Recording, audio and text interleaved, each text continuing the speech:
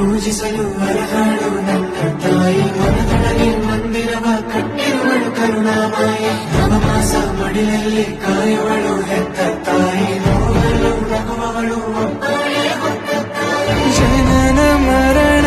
ಜಗದ ಸಂತೆ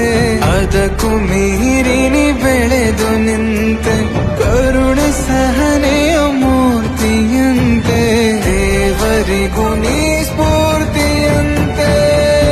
ಅದೃಷ್ಟವು ನನ್ನ ಪಾಲಿಗೆ ನಿನ್ನ ಕಂದನು